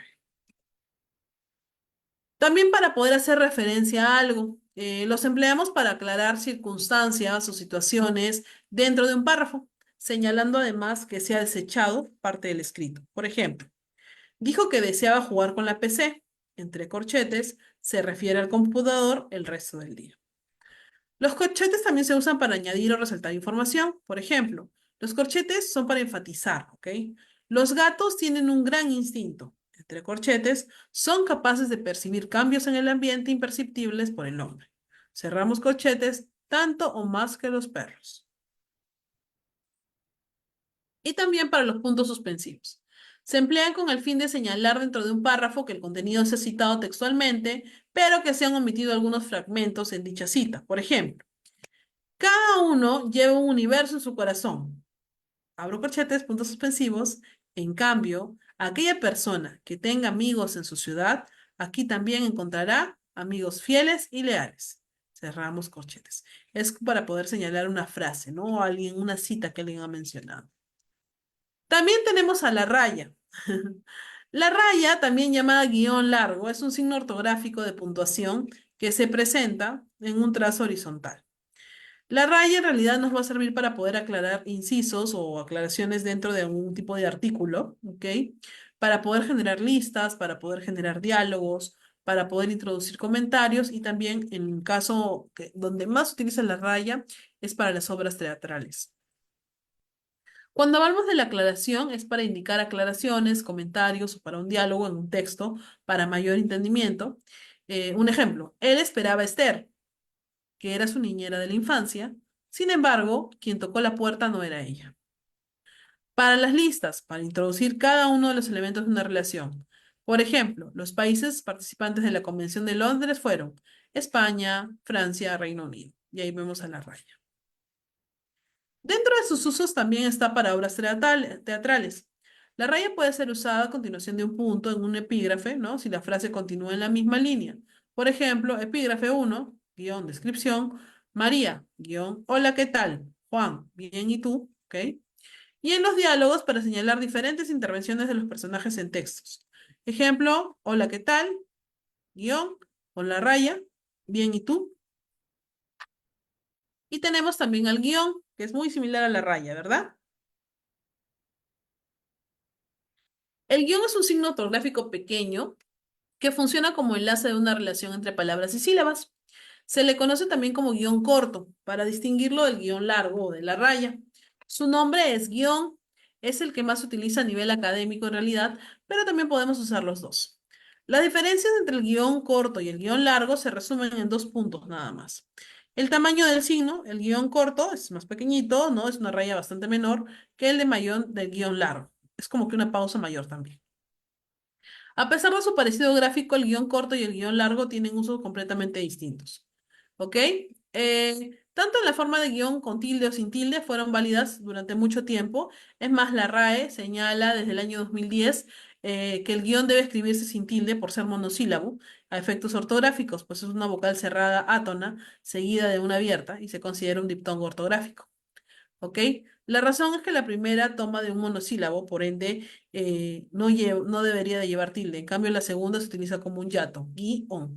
Siendo así, pasa a ser una aguda que termina en N, del modo que debe ser tildada. Ahora bien, a partir del año 2010, en la RAE se actualizó en las normas ortográficas y se estableció la primera forma como la correcta, sin ningún tipo de tilde. Uso del guión corto. El uso del guión corto es muy variado, puesto que ha demostrado ser un signo multifuncional. Pese a eso, siempre se utiliza para establecer relaciones entre las palabras completas o los segmentos de ellas. ¿Cuándo lo vamos a utilizar? Con sustantivos propios, con conceptos unitarios, con relaciones entre dos o más conceptos individuales, con sustantivos que tienen un mismo referente, con gentilicios, con adjetivos calificativos, con prefijos seguidos de una letra mayúscula, con espacios o periodos entre cifras, con fechas y números de teléfono, con números y letras a la vez, con la separación de sílabas, con palabras divididas al final y dentro de las obras de estudio idioma con fines expresivos. Cuando hablamos de sustantivos propios, vamos a tener en los siguientes casos. Cuando la primera de ellas, ¿ok? Eh, hay dos nombres de pila y queremos evitar que se confunda el apellido. Por ejemplo, Gerardo Fidias, ¿no? En este caso Fidias, puede aparecer tanto como un nombre como un apellido. La segunda situación es mucho menos común. Se trata de los casos en los que encontramos un apellido compuesto. Gutiérrez Sánchez, Fernández García, Valdés Zapiada. Por último, tenemos la posibilidad de establecer un vínculo entre dos sustantivos, ¿ok? Rivalidad Agassi versus Sampras, ¿no? Con conceptos unitarios. Un concepto unitario es el que está compuesto por dos sustantivos comunes, enlazados por un guión corto. El segundo de ellos modifica al primero para permitirle adoptar el nuevo significado. Sofá-cama, por ejemplo, ¿no? De alguna manera, el sustantivo cama permite entender que es el sofá, además de cumplir con su función tradicional, puede utilizarse para dormir como si fuera una cama común y corriente. Conviene que mencionemos que algunos conceptos unitarios han logrado, con el paso del tiempo y el uso frecuente, incorporarse al diccionario de nuestro idioma. Cuando esto ocurre, se permite usarlo sin guión corto. Más adelante, justamente cuando hablemos de las últimas actualizaciones de la RAE, vamos a poder observar que conforme se va avanzando y se va actualizando, se incluyen algunas palabras. Algo que me pareció muy interesante, bueno, y a lo mejor lo comento cuando lleguemos al tema de la RAE. Con relaciones entre conceptos individuales, ¿ok? Y sustantivos que tienen el mismo referente. En realidad, para simplemente hacer la pequeña separación con este documento. Un ejemplo. Este uso implica dos conceptos representados por un sustantivo, cada uno a diferencia del caso anterior. Aquí, uno de los dos modifica al otro, sin que ambos mantengan su esencia o si pierdan su esencia. Calidad y precio. En este ejemplo estamos estableciendo un contraste entre la calidad y el precio y ninguno de los dos conceptos pierde su significado, tampoco ni su valor. Pero con sustantivos que tienen un mismo referente, podemos usar el guión para enlazar también dos sustantivos que comparten un mismo referente. Por ejemplo, el director guionista, o sea, cumple dos funciones. Yo ahí con ese guioncito es que voy a justamente a separar que se rendía con la película. ¿Ok? No obstante, las formas formales sugieren que en lugar de aprovechar este uso del guión para poder reducir, utilicemos una conjunción copulativa. Y es que en realidad debería de ser lo correcto escribir así. El director y guionista, ¿no? Dijo que se rendía en la película. Pero como a veces hablamos de abreviar, pues ahí aprovechamos. Con gentilicios. Existen ciertos gentilicios a los que se les coloca un guión al momento de unirlos. Esto es útil cuando se requiere conservar la independencia de cada uno. Si hacemos estos, debemos de seguir tres reglas. En primer lugar, cada elemento debe conservar su asentación, es decir, si no lleva tilde no podemos agregarle y viceversa. Solamente el segundo elemento se debe ajustar al número y al género del sustantivo con el que utilizamos el gentilicio. Y el primer elemento debe adoptar la terminación o, si su forma se lo permite y no va contra las reglas. Ejemplo, película ítalo-griega, festival hispano-francés, frontera colombo-venezolana. ¿Ok? Con adjetivos calificativos. Los adjetivos calificativos son los que añaden cualidades a un sustantivo para poder distinguirlo de otro. En algunas ocasiones hay que agregar dos o más a un mismo sustantivo y para ello contamos con el guión corto. Por ejemplo, explicación técnico-científica, clase teórico-práctica, estudio semántico-filosófico. Y es que nos hemos dado algo de cuenta en la regla anterior. La primera palabra va a terminar en o va a cambiar su género, ¿no? Al término o. Y la segunda se va a mantener, si es que está con a o con o, se mantiene tal cual, no sufre ningún tipo de afectación.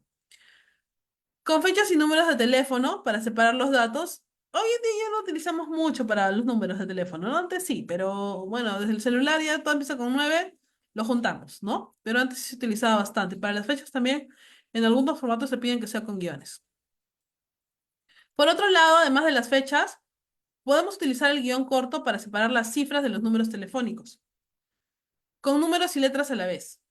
Cuando otros usos se den, posibles del guión corto, debemos unir números con letras y palabras para referirnos a ciertos objetos o sucesos. Por ejemplo, en este caso, Sudáfrica, guión 10, Mundial de Fútbol celebrado en Sudáfrica en el 2010, ¿no? Y la sub-20, que estamos hablando de una categoría deportiva de acuerdo a esa edad. ¿Qué es el guión largo? El guión largo recibe también el nombre de raya, que es su denominación oficial. En realidad, la RAE y los círculos académicos de la lengua española llaman raya a este signo, ¿ok? Por ende, si escribimos un texto formal, es mejor que sigamos su ejemplo. Reglas del guión largo, en realidad, las reglas del guión largo son quizás las más sencillas, porque en resumen solamente hay dos. Va unido a una oración que contiene y va unido a los signos de interrogación, de puntuación que le sirven. ¿Para qué sirve un guión largo? El guión largo sirve para colocar incisos dentro de un texto.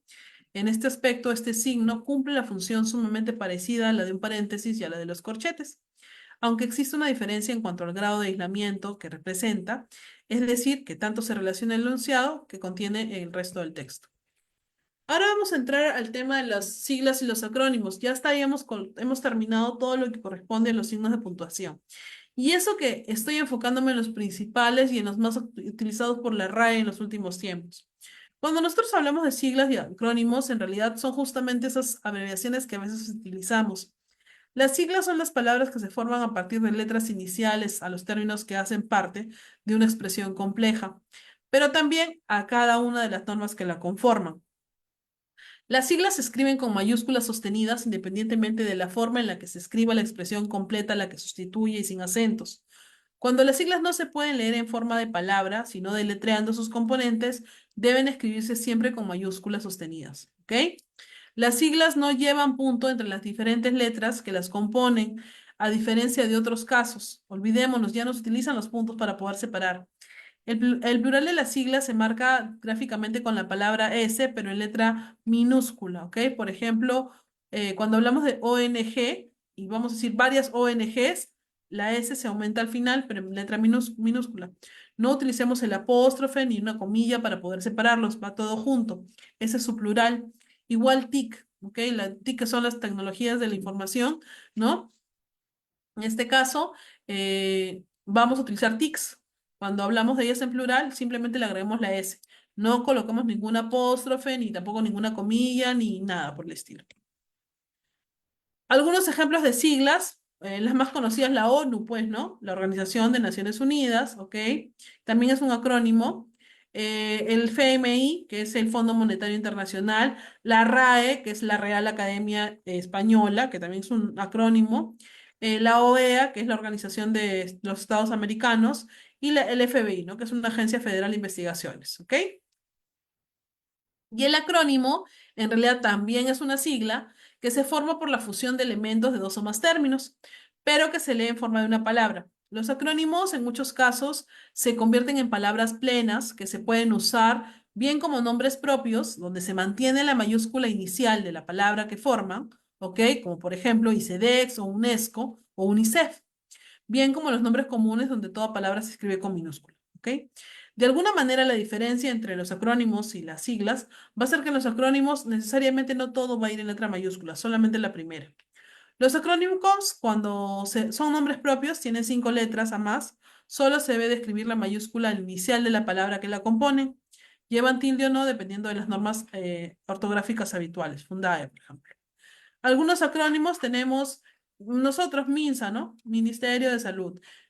Bueno, esto es en otros países que se dan Mineducación, Minagricultura, Minsalud, Mindeporte, el DIU, que por ejemplo es un dispositivo intrauterino, ¿ok?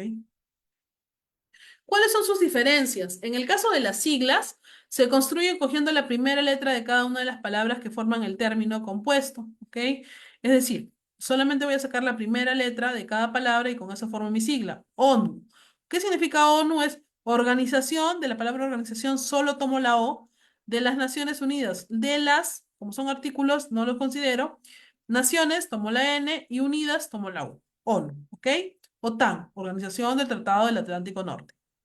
Mientras que el acrónimo es una palabra que ha surgido por la unión de partes de palabras diferentes, se pronuncian tal y como se escriben, ¿no? Y en este caso no es necesario que todas vayan con mayúsculas, sino que podría ir la primera con mayúscula y las demás con minúscula. Por ejemplo, OVNI, Renfe, SIDA, ¿no? Síndrome de inmunodeficiencia adquirida.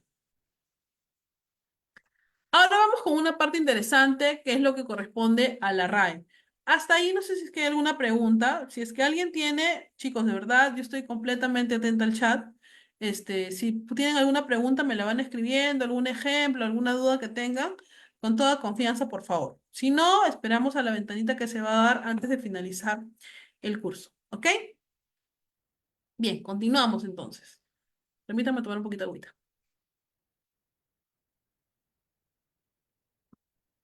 Bien, cuando nosotros hablamos de ortografía, según la versión actualizada de la RAE. La RAE, al igual que nosotros, va avanzando, ¿ok? Va evolucionando y es que en realidad también a veces se consideran palabras nuevas. Yo les doy un ejemplo. Hace rato les mencioné, les dije algo que me pareció muy curioso, es que a partir del año 21, por ejemplo, la RAE consideró al COVID como una palabra dentro de todo este conjunto, ¿no? ¿Por qué? Porque como sabemos el COVID, pues, fue una enfermedad y todo el mundo hablaba del COVID-19, en otros países el COVID-19. Entonces, de alguna manera se consideró que esto también sea pues parte del vocabulario, ¿ok? A razón de la importancia que había tenido. Y en este caso, pues COVID lo escriben la primera con mayúscula COVID, ¿ok? Y tal cual se señala en el RAE. Y si buscamos el significado, pues señala enfermedad, ¿no? Respiratoria, bla, bla, bla. Entonces, de alguna manera podemos observar cómo es que la RAE también ha ido evolucionando, ha ido cambiando conforme a las necesidades y las situaciones que se dan, pues, actualmente en la sociedad, ¿ya? Miren, la RAE, que significa Real Academia Española, también son siglas, por ejemplo, y la Asociación de Academias de la Lengua Española, que es la SALE, han emprendido las tareas de redacción de la nueva edición en su diccionario de la RAE que tiene características fijadas en una planta aprobada por todas las academias de la SALE, con el objetivo de que este desarrollo de de esta nueva edición, forzosamente lento, no retrase la inclusión de nuevas palabras y acepciones ni la modificación de las que ya están incorporadas. Y ha optado por de alguna manera anualmente ir publicando actualizaciones de palabras. Lo que ahora se pone a disposición de todas las personas interesadas recoge justamente modificaciones que se han dado hasta el año 2023, porque ya se cerró, así como una novedad ampliada, ¿ok? Actualmente la RAE tiene la versión 23.7, ya es la última versión que ha sacado. Dentro de esta versión se incluyen algunas novedades, como cuáles. En este caso, por ejemplo, se ha ingresado la palabra edadismo, ¿ok? Que se define como una discriminación por razón de edad, especialmente de las personas mayores o ancianas, imagínense. Otras de las incorporaciones han sido conspiranoico, ¿ok? Que es la persona que necesita ser conspirador, micromachismo, ¿ok? Ruralizar, ¿no? Que hablamos de la palabra rural, o la nueva acepción para el término brecha. como diferencia o distancia entre situaciones, cosas o grupos de personas, especialmente a la falta de unión y cohesión. Ya, ¿tiene algo de importante para la gestión pública? Claro que sí. Nosotros recordemos que cuando hablamos de proyectos de inversión, justamente esos proyectos de inversión se encargan del cierre de brechas, ¿no? Entonces, ¿qué es una brecha? Ya lo sabemos. Es una diferencia o una distancia entre situaciones, cosas o grupos de personas, especialmente por la falta de unión o de cohesión. También se han revisado y modificado definiciones como de discapacidad y de racismo, ¿no? Es también de acuerdo a las diferentes situaciones que se van dando. Miren, hace mucho tiempo no hablábamos de IA. Hoy en día la IA, que también es una sigla, inteligencia artificial, pues ha superado expectativas y está generado delitos. Entonces, poco a poco se van dando la creación de estas palabras, ¿no? Palabras como, por ejemplo, phishing, palabras como COVID, eran palabras que tal vez nosotros nunca pensamos que iban a existir y hoy en día se dan videoconferencia, ¿no? Cuando pensamos que íbamos a estar todos en una sala en diferentes partes del país conectados, imagínense, ¿no? Entonces, justamente esta necesidad que se va conforme también nosotros vamos avanzando, la Real Academia Española tiene que también ir considerando términos que van a ser muchas veces, inclusive se crean en otro idioma como podría ser el inglés, ¿ok? Y luego al traducirlas son ingresadas en nuestro vocabulario. Esta versión ya está disponible en la plataforma en línea. Puede encontrarse nuevas incorporaciones. Cada año también, en este caso, es reseñable el enriquecimiento de la obra con terminología procedente del mundo gastronómico, ¿no? En esta actualización se suman a la obra Panetone, por ejemplo, panetón, y nuevas acepciones como sancocho, en referencia a un guiso canario, el compango, ¿no? En alusión al conjunto de ingredientes cárnicos, ahumados o embutidos con que se elaboran la fabada y algunos cocidos. Entonces, imagínense, este diccionario va ingresando también nuevas costumbres, nuevas creencias. Yo los invito en realidad a que ustedes sigan a la RAE dentro de sus redes sociales. Casi todos los días es una novedad la que ellos publican y si no, señalan el buen uso de las palabras, invitan a que nosotros podamos acrecentar nuestro vocabulario. En la última parte que hablemos sobre la correcta redacción de documentos o la revisión de los mismos, debemos de considerar que cuando nosotros redactamos, no se ve bien que en algunas partes se repitan términos o palabras. Acostumbrémonos a utilizar el diccionario, bueno, ya no existen los diccionarios, creo, pero utilizar pues los buscadores donde nos den palabras sinónimas para evitar que esto se repita. En realidad no hay ninguna norma que lo prohíbe y que diga, no, está prohibido colocar dos palabras iguales dentro del mismo párrafo. No, les mentiría, pero sí, esto pues da pie a una correcta redacción. Además de eso, dentro de las novedades, aparte de la del RAE, yo les comento algo. En nuestro país, hace mucho tiempo se habla sobre el lenguaje inclusivo. El lenguaje inclusivo no solamente se refiere a eso de todes, ¿no? En todes, no, sino que de alguna manera permite que nosotros, cuando hablamos sobre el tema de igualdad de géneros, no debemos enfocarnos solamente en un sector, sino trabajarlo de manera general. Miren, nosotros tenemos un manual, no sé si ustedes lo habrán conocido, lo habrán llegado a revisar o conocer, pero en este caso, este es un manual que promueve el uso del lenguaje inclusivo en las entidades públicas. Este manual está vigente desde el año 2017 en nuestro país.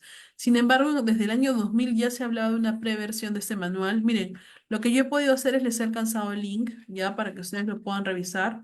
A ver, voy a tratar de ingresar porque en realidad solo vamos a revisar algunos puntos principales. El manual es bastante completo, lógicamente trae sus objetivos y todo lo demás. El manual se llama Si no me nombras, no existo. Ujú. ¿Ok? Como nosotros vamos a poder observar, tiene 62 páginas, ya tiene en este caso 7 capítulos que hablan, por ejemplo, de conceptos usados en el lenguaje inclusivo, de la diferencia entre el género y el género gramatical, entre las propuestas de abandonar el sexismo lingüístico en la redacción, propuestas para abandonar el sexismo social en la redacción también, ¿ok? También hablan de propuestas para abandonar el sexismo social en el lenguaje oral, propuestas de representación inclusiva de mujeres y de hombres, afrontando las críticas del lenguaje inclusivo. No les voy a detallar, pero sí voy a hablar ahora de los ejemplos principales, ¿ok? Ese es el manual básicamente. Yo se los he publicado, se los he colocado ahí el link en el material para que ustedes lo puedan en cualquier momento descargar y vamos a ir con los ejemplos, ¿ok? Uy, ¿qué pasó? Este manual, bueno, esta guía tiene como propósito principal dar a conocer y promover la importancia del uso de la comunicación inclusiva en la administración pública. Como ente rector de las políticas nacionales y sectoriales para la igualdad de género, el Ministerio, en este caso, de la Mujer y de Poblaciones Vulnerables, se encargó desde hace algunos años de diseñar, establecer y promover, ejecutar y supervisar el uso de un lenguaje inclusivo. Todo este esfuerzo forma parte de una acción para poder alcanzar la igualdad de género a través de las políticas públicas y el conjunto de intervenciones del Estado. Resulta importante saber que el lenguaje desempeña un rol determinante en la socialización cotidiana, dado que los prejuicios y la discriminación por género se hacen presentes mediante el habla. Por ello, dando cumplimiento a las disposiciones de la Ley de Igualdad de Oportunidades entre Mujeres y Hombres, que es la Ley 28983, se apuesta por el uso de un lenguaje inclusivo en las entidades públicas. ¿Ok? Yo les voy a dar un ejemplo. Miren, aquí nosotros vamos a poder observar en este cuadrito que está señalado como tal estrategias para el uso del lenguaje exclusivo. Dicen que con nosotros las funciones principales que se tratan es la de neutralizar el género, incluyendo a mujeres y hombres, visibilizar ambos géneros, a mujeres y hombres por igual, identificar a cada persona, quién o quiénes se escribe o escriben, a quién o quiénes se escribe y de quién o quiénes se escribe. El uso de cualquiera de estas estrategias depende del tipo de mensaje y de información que nosotros queramos brindar. Sin embargo, cuando exista la necesidad de presentar situaciones de discriminación hacia un sexo, desigualdad, brecha de género o datos estadísticos, necesariamente se debe identificar los sexos. En una convocatoria laboral, por ejemplo, dicen que es no inclusivo cuando nosotros colocamos el ganador deberá de acercarse a la oficina de recursos humanos. ¿Qué es lo que debería en este caso hacer esta entidad, ¿no? En primer lugar, nosotros, para poder neutralizar el género, tenemos que decir lo siguiente. No podemos hablar del ganador, sino de la persona ganadora deberá acercarse. O si no, quien haya ganado deberá acercarse, ¿ok? Pero no podemos poner el ganador, porque aquí ya estamos hablando de que es un género masculino. Segundo, si nosotros hablamos de la estrategia de visibilizar ambos géneros, deberíamos de usar, por último, si lo vamos a poner así, el ganador o la ganadora, ¿ok? O si no, utilizamos las separaciones, la, ganador, ganadora. Deberá acercarse a la oficina. En tercero, para identificar a la persona, nosotros debemos de aclarar, digamos que ya ganó el concurso, Lilia Jacome Oropesa, coma, ganadora de la convocatoria, ¿ok? No podemos poner ganador. Para el caso de la tercera estrategia presentada, solo procede cuando haya finalizado el proceso de evaluación, lógicamente, porque no sabemos quién va a ganar. Además de esto, a veces consideramos términos que son no inclusivos. Por ejemplo, presidente, hoy en día tenemos una presidenta. Gerente, también existe la palabra gerenta. Secretario general, secretaria general. Técnico de primera, técnica de primera. Concejal, concejala. Microempresarios, microempresarias. Regidor, regidora. Consejero, consejeros, consejera, perdón. Sí existe ese término. Entonces tenemos que considerarlo como tal. Si ella es una gerenta de desarrollo social, ponla como gerenta. No está mal escrito, por el contrario. Asimismo, nosotros observamos a veces en algunas leyes que se dan mensajes no inclusivos. Por ejemplo, dice, ¿no? Créase la comisión sectorial para transversalizar el enfoque de género, que está conformada por los siguientes miembros: el ministro de, el secretario de, el director de, el jefe de. Eso está mal. Todos están en género masculino. ¿Qué tengo que hacer? Si voy a hablar de neutralizar el género, ¿ya? Voy a tener que señalar, en primer lugar, en la parte de acá, ¿estará conformada por los siguientes miembros? Estará conformada por la máxima autoridad de el despacho, la secretaría, la dirección, la oficina. No estoy diciendo el ministro, el secretario, el director. En segundo lugar, en el artículo primero voy a hablar, por ejemplo, conformada, ay, perdón, por un o una representante de la máxima autoridad de. Aclarar. Una vez que yo tengo, si no quiero y pongo un y una, también considerar el slash la, ministra de, ministro de, ¿ok? Para hacer la aclaración del género. Incluso en la parte colectiva, esta ley señala que nosotros tenemos que acostumbrarnos a trabajar en lenguaje inclusivo.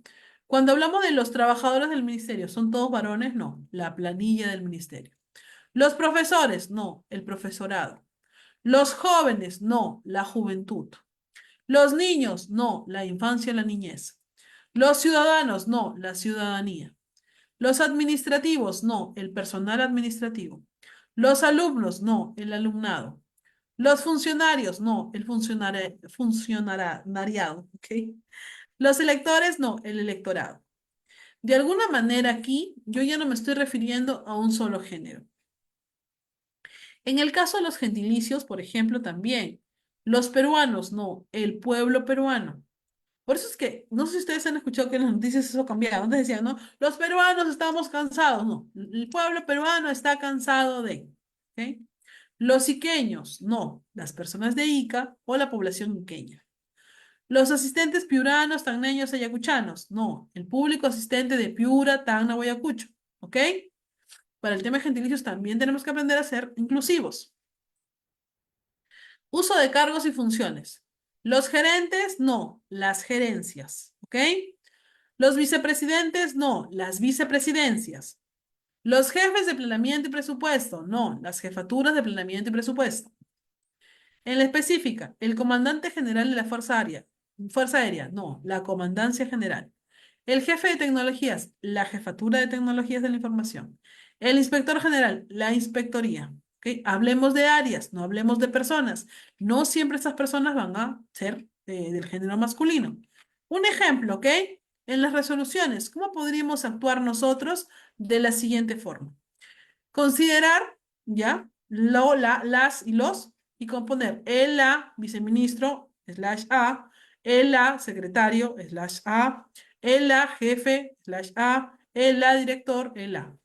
En el artículo segundo, podríamos considerar, en vez de miembros, los integrantes designarán a un representante de él o de la ministra en bosques saludables en su calidad de presidente o presidenta del grupo de trabajo sectorial. El grupo de trabajo sectorial, ¿ok? Entonces, estamos ampliando la parte de los géneros. Otro ejemplo, un memorándum. Igual, para despachos ministeriales, etcétera, y aquí. Tengo el agrado de dirigirme a usted con relación al asunto de la referencia para informarles que la Oficina General de Recursos Humanos llevará a cabo en el presente año el curso de capacitación para transversalizar el enfoque de género en la formulación de planes operativos institucionales.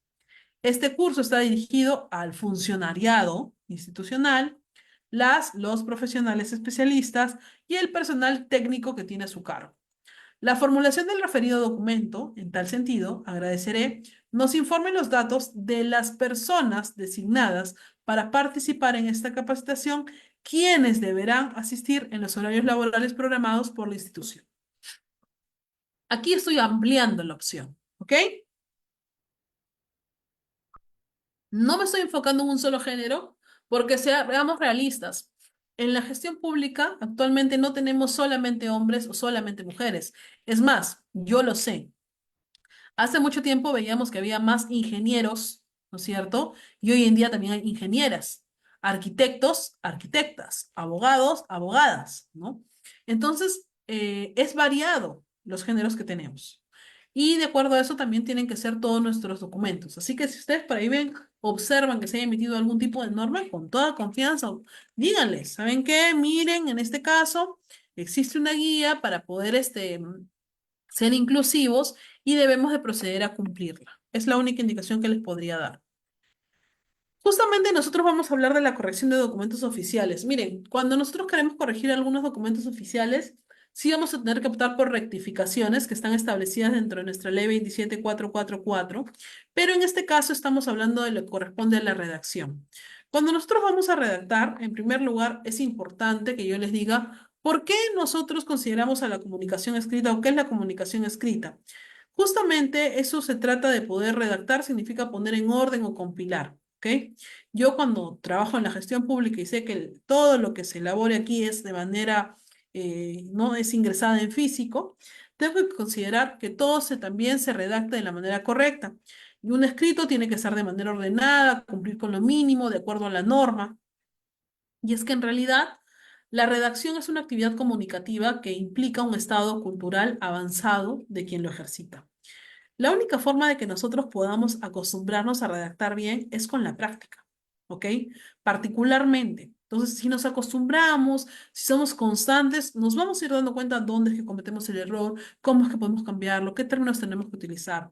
No se trata de un acto mecánico, sino de un proceso de construcción de productos escritos. El aprendizaje, su práctica demandan un cuidadoso proceso de elaboración de pensamientos.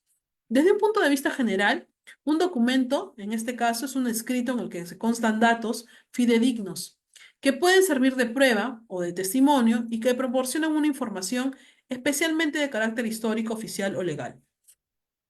En esencia, la definición se presume en la combinación de un soporte y la información registrada en él. Su contenido puede consistir tanto en los textos escritos, fotografías, dibujos, películas, como en los nuevos enfoques, como son las páginas web, los archivos informáticos, etc. Me encantaría que, por ejemplo, en una entidad pública ya hablemos de solamente el uso de herramientas tecnológicas, ya no de papel ni de impresiones, ¿no?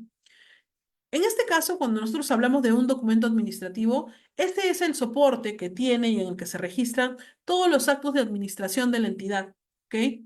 En el caso del sector público, todo lo que corresponde a un procedimiento administrativo general se encuentra en el tubo de la Ley 27444. Cuando nosotros hablamos de este documento administrativo, ya hace rato les dije que tiene que ser de la manera correcta, que tiene que tener una correcta estructura. ¿A qué nos referimos? Si bien es cierto, en algunos casos sí hay obligaciones que debemos de cumplir para redactar documentos como son actas e informes, que inclusive están señalados en nuestra ley y que lo vamos a tratar el día de mañana en clase, ¿ok? Tenemos que recordar que es importante en realidad el valor que va a tener el documento. Recordemos que estos documentos van a ser respuestas a requerimientos que hacen en realidad parte de la ciudadanía, ¿no? Cuando alguien acude a una entidad es porque necesita realizar algún tipo de trámite, entonces nosotros tenemos que darle una correcta respuesta. Esta respuesta va a formar parte de un expediente y este expediente de documentos. ¿Cuáles son las principales partes que debe tener un documento? Particularmente un encabezamiento, un título, datos identificativos, un destinatario, un cuerpo y el término del documento. Cuando hablamos del encabezamiento, ¿qué es el encabezamiento? Es la parte superior del documento, en ella se recoge la información inmediata, básica y sintetizada de este documento. Se puede usar como un membretado, en realidad, donde se pueda colocar el logo, por ejemplo, de la entidad, el nombre de la empresa, ¿ok? Se pueden utilizar colores, sí. Esta es la franja superior, la que va arriba del documento, donde aparecen diversas impresos como escudos, logotipos, etcétera. El título es el resumen del documento. ¿Es un informe, es una carta, es un memorándum, es un oficio? ¿Qué es? ¿Es obligatorio que los documentos contengan estos actos administrativos? Claro que sí. Incluidos los de trámite, cuyos destinatarios sean ciudadanos y deben expresar con claridad y precisión el tipo del documento, su contenido esencial y, en su caso, el procedimiento en el que se inserta. Para que sea eficaz, debe situarse en un sitio visible y fácilmente identificable, destacado del resto del contenido. ¿A qué nos referimos? Ponle mayúscula, un tamaño de letra más, negrita, ¿ok? Pero resáltalo, subráyalo. Los datos identificativos son aquellos que nos van a permitir a nosotros en la parte introductoria más o menos conocer de qué se trata. Pueden ser la referencia, que en este caso atiende al documento por el cual se ha generado esta contestación o este expediente. El asunto, que tiene que ir claro y de la forma más breve posible para que ya la persona se vaya haciendo una idea de qué es lo que ha recepcionado. La identificación del interesado, los interesados, a quienes está dirigido el documento, y la fecha y la data o la datación de la documentación, que es el lugar y fecha donde se ha elaborado este documento. Luego tenemos al destinatario. ¿Quién es el destinatario? La persona a quien va a ir dirigida este documento. Si el destinatario es externo a la entidad, se debe consignar su nombre, sus apellidos y también su dirección para proceder a notificar correctamente. Cuando se trata de un destinatario oficial y el documento se envíe por correo, figurarán además el cargo, la unidad administrativa a la que esta persona pertenece. El cuerpo de documento es la parte reservada del contenido específico de cada documento. Su longitud es variable, puede ser 2, 3, una hoja, ¿no? Y depende del tipo de documento. Si estoy hablando de un informe, de un memorándum o de un oficio, claro que va a variar la cantidad del contenido. Si por su complejidad o extensión fuera conveniente, se utilizarán subtítulos indicativos en las distintas divisiones del documento para poder destacar la tipografía del resto. Y el término de la despedida, que justamente se procede a mencionar la despedida, que debe realizarse de forma adecuada, de manera formal, ¿ok? Y también debe considerarse establecer la firma como una validación o una señal de conformidad a la emisión del mismo. Es decir, yo voy a dejar constancia de que en realidad estoy conforme o he procedido a la emisión de este documento. El sello de la persona, que en este caso, si es que forma parte de la entidad, lo va a colocar, donde señala el nombre y el cargo de que esta persona está ocupando, ¿ok? Dentro de esta entidad. Siempre se estampa en la final. También en algunos casos se considera colocar un visto bueno a los costados de la hoja, si es que es más de una, porque si tenemos una no es necesario ya la colocación del visto bueno, solamente la firma al final del documento. Y aquí vamos con un pequeño ejemplo, ¿ok?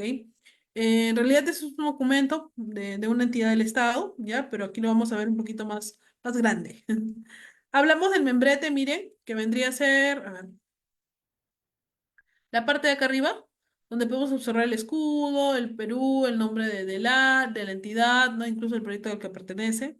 Hablamos también, por ejemplo, de la fecha, el nombre del documento o el título, que vendría a ser un oficio. El destinatario, a quien estamos dirigiendo el documento, como ustedes pueden observar el nombre, sale la dirección, el cargo que la persona ocupa, todo el detalle necesario. El asunto, que es de qué se trata, breve, ¿no? Conciso. La referencia, es decir, la atención que se le da al documento en base a qué. El cuerpo contenido, ¿no? Que en este caso va a ser de acuerdo a la respuesta. La parte de la despedida, que como podemos observar, pues agradece siempre la atención al mismo, señalas tal vez que existe una estima personal o particular, ¿no? Y te procedes a despedir y firma de la persona que ha elaborado. Una parte importante en los documentos es que dentro del membrete podríamos considerar al final establecer una dirección o un número de teléfono de la entidad donde se pueda hacer llegar algún tipo de respuesta. Y previo a esto, también es importante que siempre señalemos si es que estás adjuntando algo. Miren, el tema de los adjuntos, les voy a decir algo. Particularmente, yo no soy mucho de la idea que detallemos, ¿ya? Para mí podríamos poner el número de folios y estaría bien. Sin embargo, algunas entidades optan por hacerlo y está permitido en realidad. Mientras más claro sea, bueno, para ellos es mejor, ¿no? Para no tener ningún tipo de inconveniente. Pero no es que estemos obligados a que nosotros tengamos que en este caso señalar cada uno el detalle, el número de folios, no. Puede ser algo en forma general. Yo particularmente siempre pongo folios. 100 folios, 200 folios, nada más. Y bueno, con eso se cierra el tema de los documentos. La corrección de los documentos va a ir de la mano con el interés que nosotros le pongamos a veces a poder revisarlos correctamente. Un documento cuando se redacte debe ser mínimo leído 2 o 3 veces más para poder entenderlos. Y yo les aseguro que cuando ustedes vayan leyendo se van a ir dando cuenta que hay errores y los van corrigiendo. A veces nos olvidamos de una preposición, a veces nos olvidamos de una coma, de un punto seguido. Y eso es importante, porque ya les he dicho, la importancia de los documentos va a radicar en que nosotros tenemos que acostumbrarnos a redactar para otros. Ah, no, pero yo ya sé de qué se trata. Tú puedes saber, pero la otra persona no sabe. Entonces, él tiene que entenderlo. ¿Hay que revisar características? Claro que sí. En primer lugar, la unidad, que en este caso cada documento debe enfocarse en un tema principal. No tratemos de abarcar 2 o 3 temas porque a veces nos confundimos y se transgrede en realidad toda la naturaleza de la respuesta que queríamos dar. La coherencia. Seamos coherentes en todos los documentos que vamos a emitir. ¿Ok? Los documentos tienen la finalidad de informar, de comunicar algo. Si nosotros solamente actuamos como una mesa de partes, que no debería de ser, no estamos permitiendo de que esto se desarrolle completamente. La objetividad. No es necesario presentar un informe de 2, 3, 4, 5, hasta 10 hojas, ¿ok? Sino que tiene que radicar en que, ¿cuál es la necesidad que yo tengo? Dar respuesta a esto. ¿Por qué? Por este motivo. Perfecto. Hagámoslo tal cual, ¿ok? La claridad. A veces es necesario olvidarse de los temas técnicos, de los términos técnicos. Eh, Miren, yo soy abogada de profesión y mis colegas muchas veces colocan hasta términos en latín, lo cual solamente hace que confunda al destinatario. ¿Es necesario utilizar términos en latín en un documento de gestión pública? No, en realidad.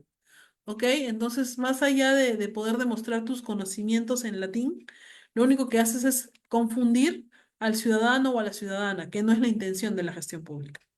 La precisión, lo que les decía hace rato, algo concreto, algo preciso, pero brindando la información correcta. Lo mismo con la concisión. El vocabulario, no les pido que revisen la RAE y se traten de aprender todas las palabras que existan, pero sí acostumbrémonos a buscar sinónimos, que no es nada difícil. Ya lo sé, ya no existen los diccionarios, pero están los buscadores y los buscadores nos sirven de gran ayuda. Tú pones sinónimo de la palabra malo y te arrojan toda una lista, hasta antónimos, ¿no? Entonces solamente está en nosotros el poder buscar y dar solución a estos temas. En un párrafo, ¿ok? De 4 o 5 líneas, no deberían de repetirse palabras. Tratemos a veces de cambiar términos, ¿ok? Segundo, no seamos tan extensos. No le estoy diciendo tampoco que un documento de 3 líneas está bien, no, fatal. Yo la verdad siempre observo los documentos que tienen menos de 4 líneas porque esa no es la finalidad del documento. Tú tienes que el ser preciso y conciso no quiere decir que escribas 2 líneas nada más, no. Por el contrario, trata de aclarar, pero dentro de lo necesario, de solamente lo que te están requiriendo. ¿Ok? Bueno, y hasta ahí vamos a llegar el día de hoy. En realidad, agradecer en este caso al INCAI por la oportunidad de poder apoyar en el dictado de este curso de redacción. Igual el día de mañana continuamos. Mañana sí tenemos ya elaboración de documentos. Y bueno, invitarlos a que cualquier consulta o duda, ahí tienen mis datos principales de mis redes sociales para poder atenderlos. Y bueno, también está el INCAI que va a estar encantado de poder ayudarlos. ¿Ok? Todo lo que son informes de inscripciones, yo creo que ya lo han mencionado o lo han colocado a través del chat para poder observarlo, ¿no? Y solamente me queda agradecerles por la confianza depositada en mi persona para el dictado del curso del día de hoy. Y si hay alguna pregunta o duda, yo quedo aquí súper atenta a poder atenderlos. Recuerden que en el chat están dejando los canales de inscripción por si alguno de ustedes está interesado en obtener el certificado o el material, con toda confianza. El material únicamente se entrega a las personas que se han matriculado en el curso. Ok, así que los invito a que puedan ustedes obtenerlo, ¿no? Y nos estamos viendo el día de mañana para continuar con la sesión. Por mi parte, eso es todo. No sé si hay alguna pregunta o duda. Yo estoy aquí todavía para poder atenderlos. Sí, claro que sí, estimados participantes, recordarles que pueden activar la opción levantar la mano o en todo caso dejarlo en el chat sus dudas o consultas.